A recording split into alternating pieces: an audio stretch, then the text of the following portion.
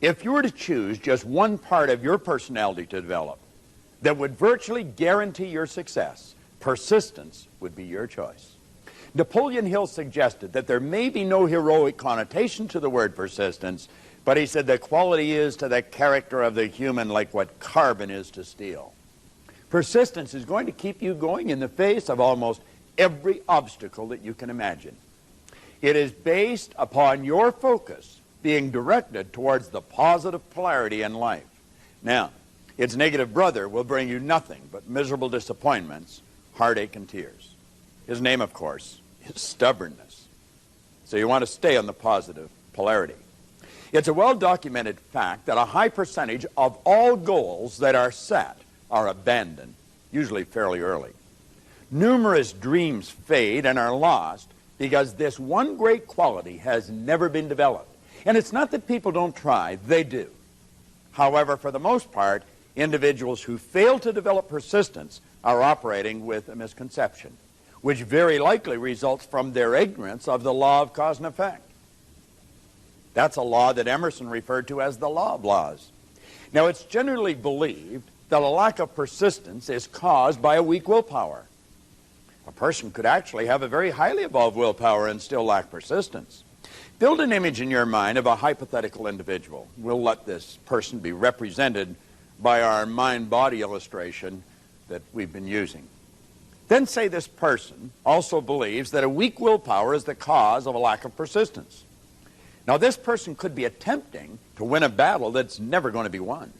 The cause of their problem lies in the image that they're emotionally involved with. You see, their problem is then compounded with the false belief that their behavior is the primary cause of their unwanted result.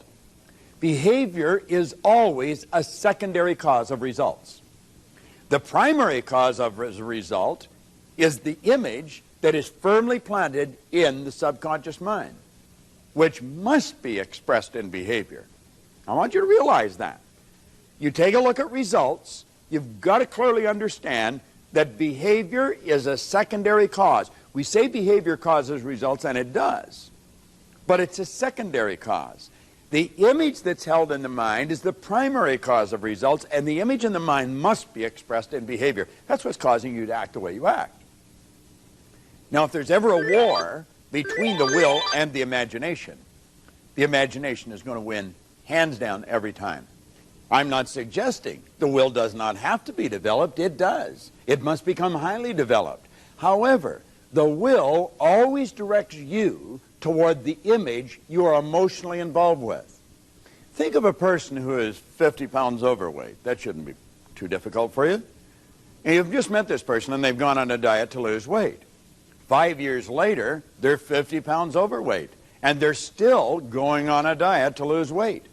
They honestly believe that their problem is a lack of willpower because they persist to adhere to the habitual behavior, the unwanted behavior of eating the forbidden fruit. This person has failed to create an image of the new result they desire, a vision of themselves at their perfect weight. And therefore, they've never properly planted such an image in their subconscious mind, which they could hold and continue to nourish through visualization and affirmation until it has gained strength over the image, causing the result they do not want. Now, their willpower is working probably very well, but it is directing them toward the expression of the old unwanted image that they're still emotionally involved with.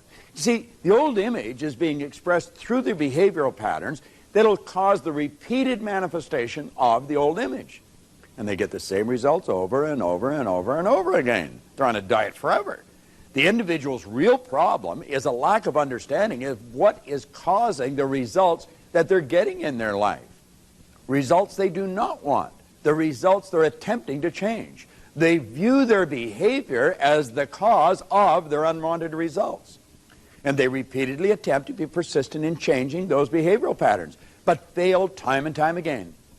You see, their habitual behavior is a natural expression of the image that's deeply planted in their subconscious mind. There's not a person alive who is able to persist in the change of a behavior without altering the image which is causing that behavior. When you're attempting to change behavior, your persistence must be continually connected to your desired vision, a vision that you're emotionally involved with.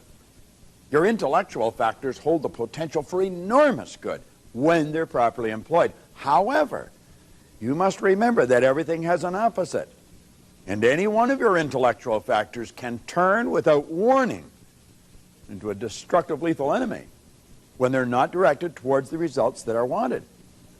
You see, it's not difficult to find an individual who's persistently doing what they don't want to do and achieving results they don't want to achieve. A lack of persistence is not their problem. How they're using their persistence is. Ignorance and paradigms are the enemy that we must defeat. Everyone is persistent. Our objective must be to put persistence to work for us rather than against us.